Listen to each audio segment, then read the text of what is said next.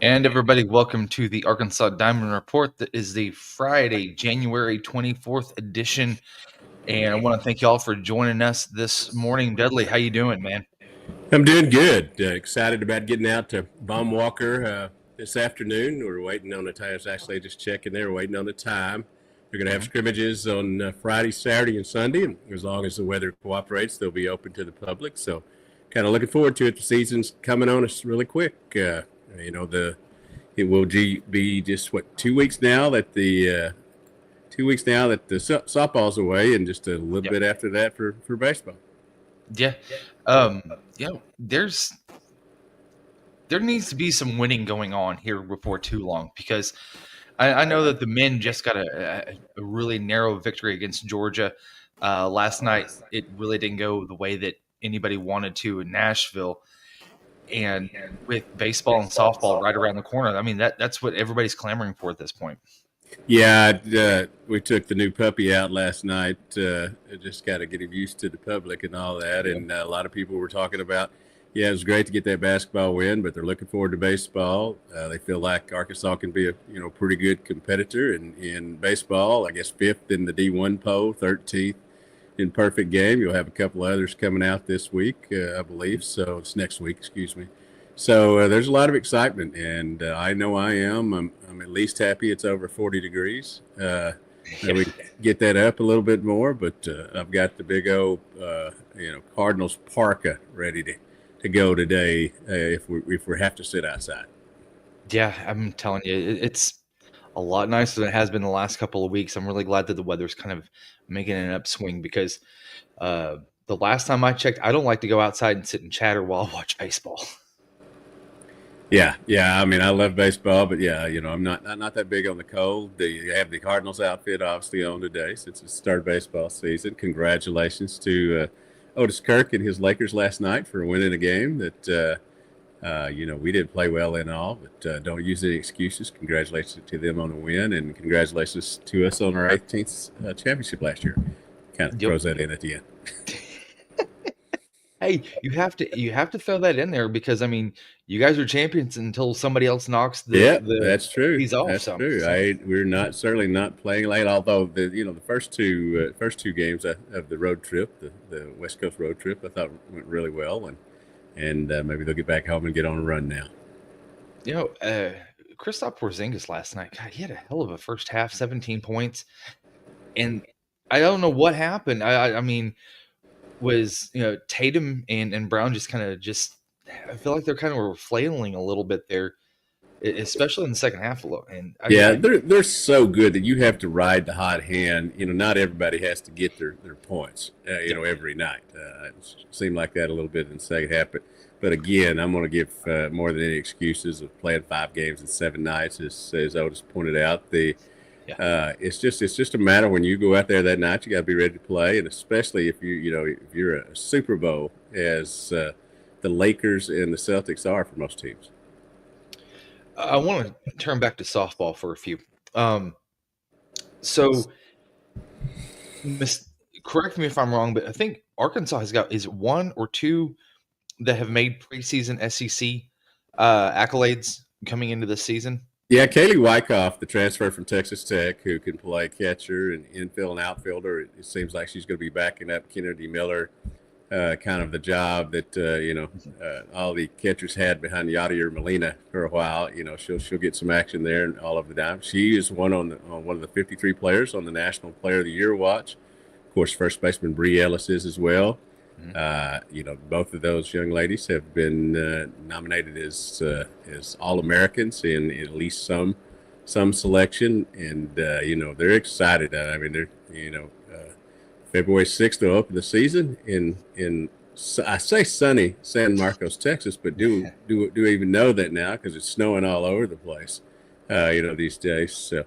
But I know they're excited to go. They'll play 5 games that weekend, and get an opportunity to show off their young players and the veterans that they have coming back, that I think have gotten even better. It seems to be on both in both programs more well-rounded teams this year. Now they'll still have to go out and get it done on the field, but it seems like more well-rounded teams in both baseball and softball this year. Yeah, and I feel like last year going into the season, there was a lot of chatter with the bats that Courtney had, and we talked a lot about it being 1 through 10. Um, I feel like this year though, she has more of a Swiss Army knife type lineup where she can plug and play multiple people in different spots in that lineup. I think that might work out better for her than it did last year. Well, competition breeds results most of the time, and you would think that with the talent they have on this team, that everybody will find their role. I mean, you've got three girls that can play shortstop, several that can play on the infield. You got some to play outfield, infield. I mean, it's just a very versatile mix. As I said, you've got good veterans coming back, and you've got unbelievably talented freshmen. If you didn't get out in the fall to see them play, you'll be excited. February 29th, when they come home for the first time. I think they will have played already 15, 16 games by the time they get here. Yeah. Just again, looking forward to it. Might wonder, but you better have your hot hands ready for that one because the Me last too. time, oh Lord, I tell you, last time you and I covered together, I remember sitting in the hitting cages and we were just freezing our rears off. That was that Arizona game. My gosh, you just don't realize how bone chilling cold it can get until you have a heater beside you, which you had and I didn't. And I thought, man, this guy's got the idea right. I'm a veteran, man. I'm a veteran. They hadn't been doing this 40 years for nothing, and I've got different ones. One's just a heater. Some have an air conditioner or a fan and a heater together. You have to make preparations for that. But I go into the season, ready to go on all fronts and all temperatures. I saw where the Razorback baseball team unveiled their new uniforms. I'm going to tell you what, I really like those. Yeah, more traditional, I think, and there was a lot of call for getting rid of the old script and getting back to a more modern day script. That looks to be the case. They look clean and fresh, as the young kids say. I'll just go with nice. I think traditional and nice is cool. I'm not against anthracite or anything like that, but it is good to see the classic uniforms, vintage, whatever, come back, and especially if they look good. And I think that they did a wonderful job in doing that. The new uniforms and the fact that I think you're going to have Bobby Wernis at third base coaching and Yep. new man over at first, have all three head coaches, assistant coaches in the dugout doing a game, I think is probably going to be a plus. I think so too, because I saw where David said that it was hard for Nate to make any changes or give any tips or pointers with him being at third base versus in the dugout with a guy going up into the batter's circle and I should say the next up. But thing is that he's able now to kind of see what the pitchers are doing and being able to talk to those guys in the dugout in real time versus somebody else having to relay information back and forth. And I think that that's going to help, like you had just said. And whenever you've got a guy that can get a couple of pieces of information right before it comes up, I think that could really help them. Yeah, and I've never understood two things. Number one, why baseball managers wear uniforms, for sure. Excuse me. Yeah. And the other one being, why, unless your dad's having to coach the bases in Little League, why you don't have other guys out there and you have all your coaches in there to do immediate things. Same with football. You like to have them on the side. Obviously, you have them upstairs, sometimes. But I'm a big proponent of this move. It may not pan out, but I think it certainly has the opportunity. And let's all be honest. The key thing is here not to win early, but to win late. And I mean, on the optimal things, you want to do both. But they're going to do a few different things. Obviously, going to do a lot more running. They did a ton of that in different situational things this fall in scrimmages. I suspect we'll see that today and some other times. But they're more athletic, more willing to run, not as willing to sit back and just go for the home run. Although I'm sure there's going to be plenty of those as well. If I'm not mistaken, is it going to be Hudson Polk that's going to be on first base now? Yes.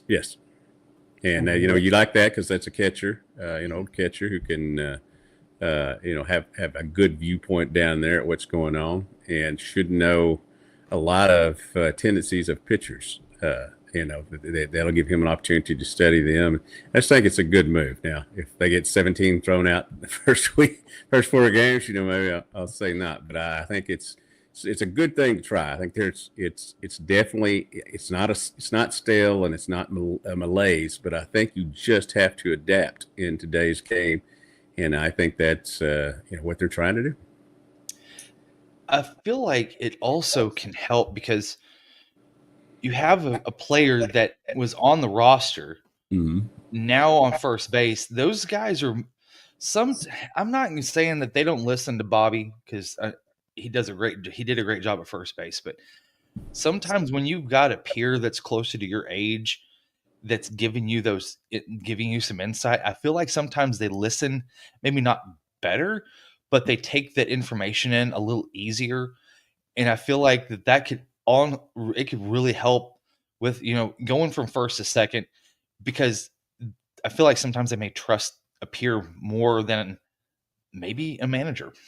Yeah, I mean, I can see your point there. Certainly, you have respect for the coaches and what they're saying, but it's also good to, whether it be your friends, your teammates, whatever, whether it's on a baseball diamond, a football field, a business situation, just out in public, Mhm. your friends have been in some of the same situations you've had more recently and may have a different outlook or vision of what you're doing there. Now, everything will be called from the dugout in terms of hits and runs and stealing and all that, but it's so important to not get thrown out on the base pass, and there was a lot of that last year. And I think that's another area where they certainly can improve is base running and taking advantage of situations, be it first and third, hit and run.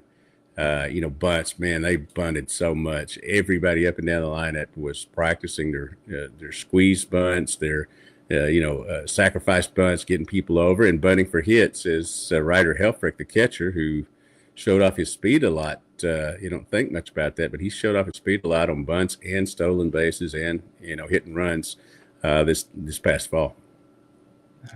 Can I bring this up really quick? All right, Michael Kepski. What's up, guys? How crazy would it have been to have Arkansas and A&M in Omaha last year? Oh, wait. For I this think. year. Sorry, to be this year. Hey, well, A&M is one of the teams. Is viewed as a team that could win it all. I think that'd be funny since your coach left you. If you went ahead and did that. But the SEC is going to be a bear again. Lots of great teams, but Arkansas is viewed as one of those. I know that D1 baseball has always liked this program and rated them high. They have them fifth, as I said. Perfect Game has them 13th. We'll see where they land in there.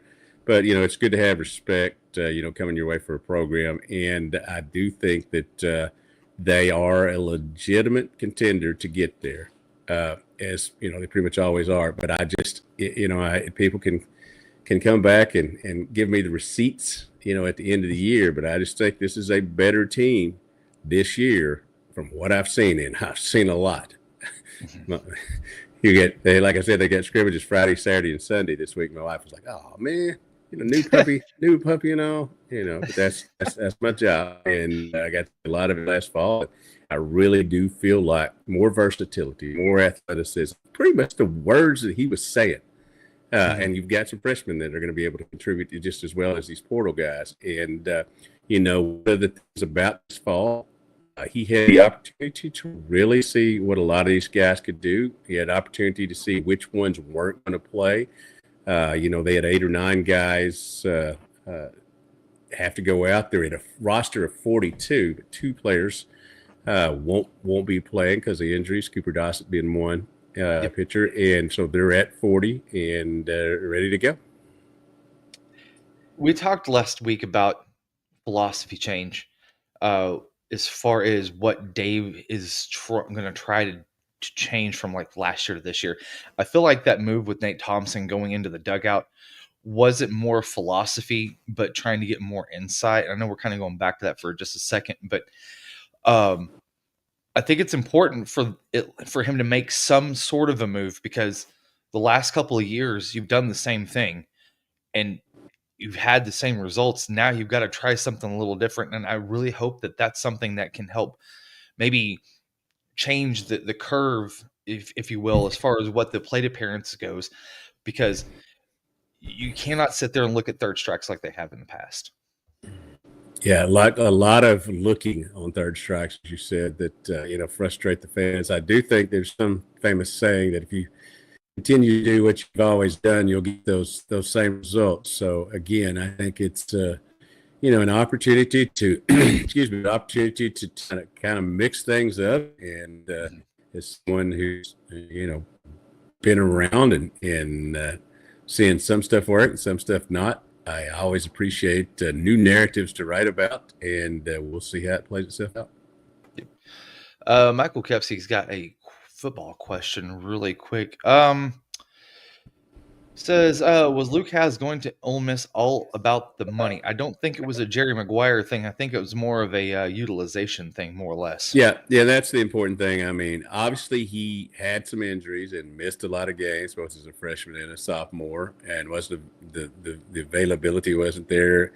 But I do think that while Coach Petrino has forgot about more football than I know, I do think that was a position that was underutilized, was not taken advantage of as much. But probably part of that has to do with Luke and the other tight ends having to stay in and help block so much because of Taylor Green always having to scramble. And so part of that was thing. It's hard to blame kids in today's college landscape Mhm. for moving to another team where they think they'll get the opportunity. Obviously, Ole Miss has thrown the ball to tight ends a lot over the years, and I do think that he got a new contract. I think it's the best way to put that, and Yeah. he's doing what he thinks is best for him. Yep. I know that Fernando Carmona was on a podcast and he had mentioned something about this too. It said that there might be a shakeup in the offensive line makeup next year. I know that he's played almost every snap at San Jose State and at Arkansas at right tackle. I feel like he might be better set to go inside playing guard just with his body stat with his body size. Marshall and I were talking about this last night. The wideness that he has beside a huge guy like maybe a Jerron McCoy that came into uh, the transfer portal, or even I think it was Corey Robinson. I think Mm-hmm. the kid from Georgia Tech. I feel like if you're able to move a guy that's got great footwork but is really wide, move him because Sam has always loved to get those wide guys inside. I think that that's where it could really help Arkansas next year. Also with the protection scheme. Size is back on the offensive line at the University of Arkansas, or at least it's on the roster Yeah. to be what Coach Pittman has wanted to have an offensive line that's agile. And we always say that if somebody's transferred from one place to another, there must be some issues. I've kind of redirected my thinking on that a little bit because obviously now it's a money situation, NIL situation, with some different you know things that added into the landscape there. So, but I do think that they're going to try to get the best five out there. I mean, they tried all year last year. Patrick Kudus was not healthy enough, and then he was, they tried to hold it to the 4 games and all that. So it is going to be a revamped offensive line. It's going to be a different looking offensive line, and I do believe that they'll find 5 to 8 guys, and those Mhm. 8 guys will be able to, move around as need be. But they would much rather have everybody on the field at the same position all the time, and we'll see how it goes. Yep. Spring will be interesting because all these guys will be here. Yeah, and April 15th is really kind of looking like a decision day too, because I mean, some of these guys kind of understand where they might fit in to the lineup, and then how spring ball goes whenever it starts in March. And finishes up in April. I don't know how much movement we'll see, but I expect to see at least a couple of guys think that the pasture might be greener on down the road. And to that end, there also will be, after Arkansas goes through spring practice, there may be some that need to move, that they're waived and moved on down the road because they do, according to Otis, they do have some other positions they want to get in here and shore up in the second, third, 15th, whatever it is, transfer portal session. That there's all these mini sessions. Pick a number, and so. It's in no way is the roster set. No, and we won't know really anything until probably sometime in June, maybe July, because even though the portal window is not open, doesn't mean that there might not be some movement somewhere along that line, because you'll still have graduate guys, moving around too. So I want to rip the Band-Aid off for a second. Last night, Razorback ladies lost 101 to 101 to 60 last night. It was a lot to a little. Yeah, it was a lot to a little. Arkansas got some great play off the bench. Izzy Higginbottom, I'm telling you, I don't know. I feel like some of the tape is out on her on how to shut her down, and it was just a tough sledding for her last night. Yeah, here's what I'll say about that. I do think that there were 3 or 4 players that really stepped up last night and had games that they need to. It was against a team that's a force, was coming off a win over Tennessee and feeling good about itself. Everybody they played seems to have 15 to 20 wins. And be in the top of the conference. There's a bottom of the conference. They're going to be competitive in some games. Certainly weren't last night. I do think that, there is some hope there for later in the season, but obviously getting to the NCAA tournament, the WBIT or whatever it's called now, I can't remember. That's the likelihood of that's not good. The likelihood of hard discussions about Coach Neighbors. He knows it. He knows the situation. Fans know the situation. Caitlin Clark has done a lot of wonderful things, and Angel Reese and others. Paige Buchers has done a lot of wonderful things to elevate the level of both college basketball and the WNBA. But because of that, there's going to be more focus on college women's sports and coaching and all that. And he knows that. He gets that. He's going to continue coaching until they tell him he can't coach anymore, and then he'll go coach somewhere else if they make that decision. But it would be ridiculous for me to sit here and I have a very honest relationship with him. I'm very open about it. He was a friend long before he became a coach here. But I don't try to breathe hot air. Don't try to gussy things up. It is unbelievably tough. And this team does not probably have a lot of wins left. And as I said, hard decisions will have to be made. He's had a lot of success here. He doesn't have much money to work with. That's part of the deal as well. But it is what it is, as they say. And we'll just continue to see what happens the rest of the year. Write the previews, go to the games, see what happens. And you just hope that whether the losses continue or not, that the players on the roster can continue to give the effort needed to be in the game. Yeah. Each of these games, for the most part, they have had some starts where they've gotten down 10-0, but each of these games, for the most part, there has been a point in the game where they have played excellent. It just doesn't go for an extended time. You touched on something really quick that I want to go back to. And you talked about Coach Neighbors not having a lot of money to bring in talent to fill that roster. That's exactly what happened to him last year. There was great talent on the roster that got plucked because of NIL money. is there a point where Hunter Yurachek says, okay, we need to reinvest in you and give you more money through and try to funnel NIL money into the women's program to see if he can turn it around with some of the core players that he has that he can bring back next year to give him one more run? Or is this one of those times where it's just the hard conversations just have to be had? I haven't seen the AD in a while.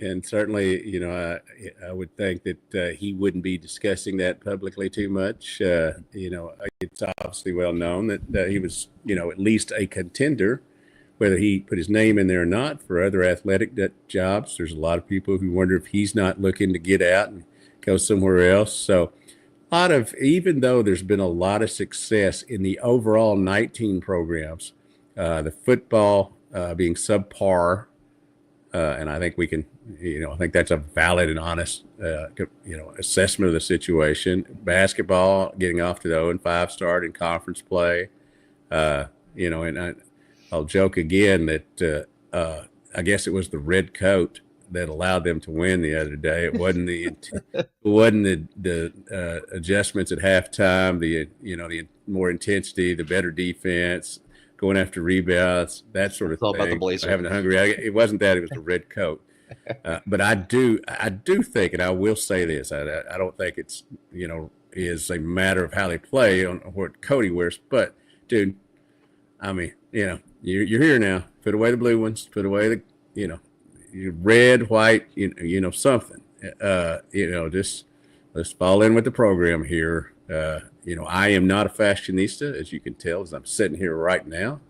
Same here. Yeah, I start with the hat, and we go from there. Whoever's playing that day, or whoever I'm looking forward to playing coming up, that's what I wear. But I do think that especially when you're losing, man, get that red on. And he's a guy. You can tell he's got a great tailor. I heard somebody mention the other day, what if he didn't have a lot of red suits? Man, please. Yeah. Somebody will make them in a drop of a hat. I'm looking forward to seeing what they're able to do against Oklahoma tomorrow too, because I feel like the offense kind of found its identity in the second half of Georgia, and score. I think what would they score 47 or 42 points in the second half? The fact that they were able to make some adjustments and get some guys some different shots. I felt bad for Nelly Davis. That guy could have thrown a ball into the ocean and it still would not have went in from 3 Wednesday night. You're going to have those nights, but there's going to be a point in time. He's too good of a shooter that it's not going to last forever. There's going to be a point where he's going to start to heat up. There's going to be a couple other guys that are going to start to feed off of that energy. And I really feel like the talent level is there. I think that these guys can take off. I just hope it's not too late. Yeah, that's the key. Is it too late? You'll never know. Once covered this Arkansas basketball program when Brandon Dean led what was really an average team to an SEC tournament, and that gets you the bid. It certainly has not gone the way that anybody thought it would. Yeah. But the thing here is, and I said this the other day, and somebody kind of chirped at me about it, and that's fine. But sometimes you have addition by subtraction.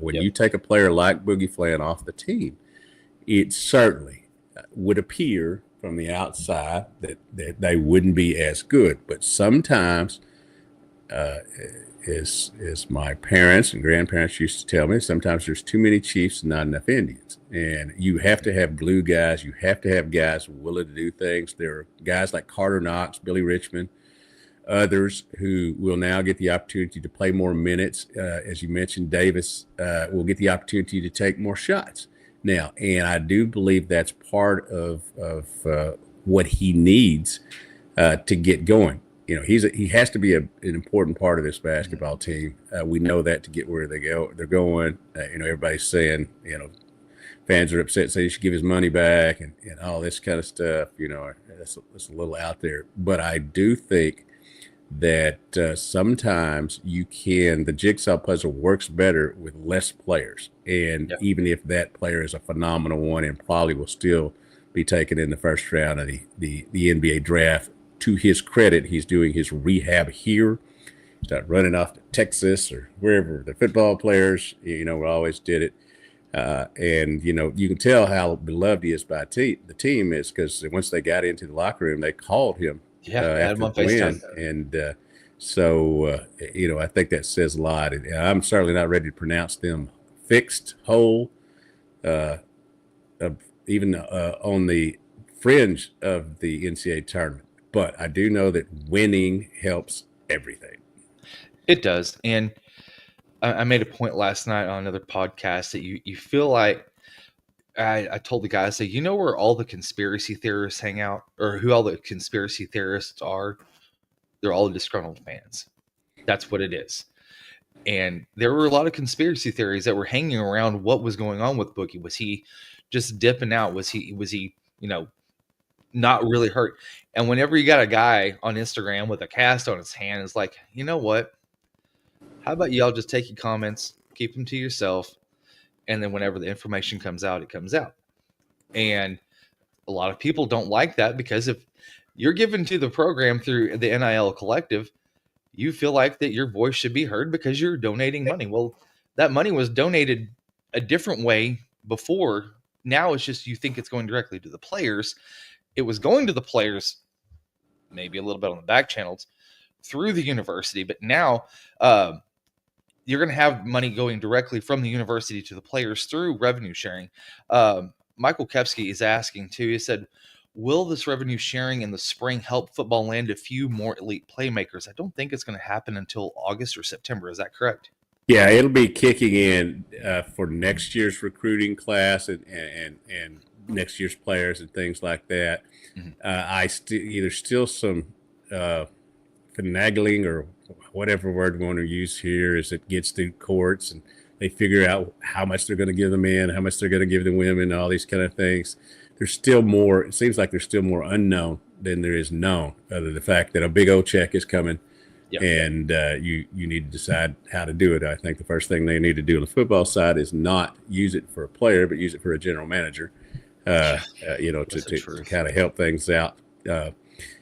I will say that I do see a situation to where that gives Arkansas the opportunity not to catch up because they're so far behind, not to catch up, but at least to put themselves in a situation that if you are able to strike some, big hits in recruiting and or coaches or whatever that you'll have more of an availability to catch up because we know full well that they started behind both in the state legislature on this and then as a university actually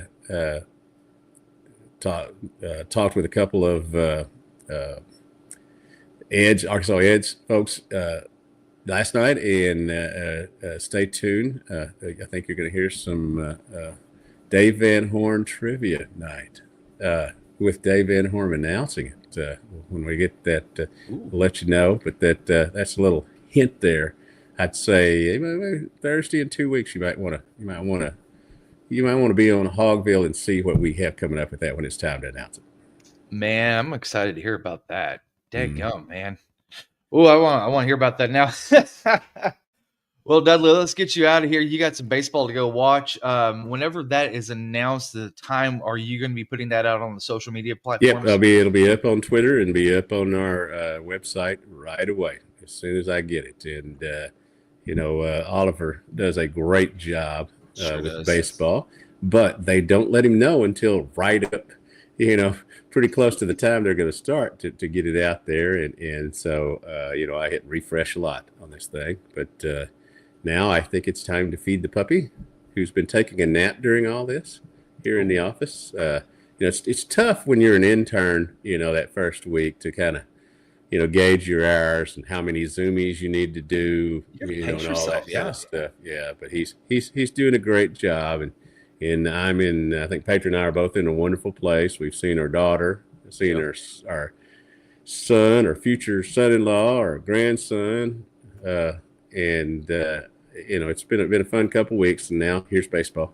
Bye bye travel, except for baseball travel. That's the truth. And oh, I forgot to ask you, did he get the lunch and drink orders correct? Yes, he did. He did. Good, He's really good at that. He has found his. He didn't have much of his voice the first day, but these last 2 days he's been here, he has really found his voice. I'm pretty sure he said some bad words at me the other day when we had to take a nap. But that's we're just going to learn together here. Well, Dudley, I want to thank you for jumping on. We'll be back again next Friday at 10:30 for the Arkansas Diamond Report. For Dudley, I'm Jason. Y'all take care and go Hogs.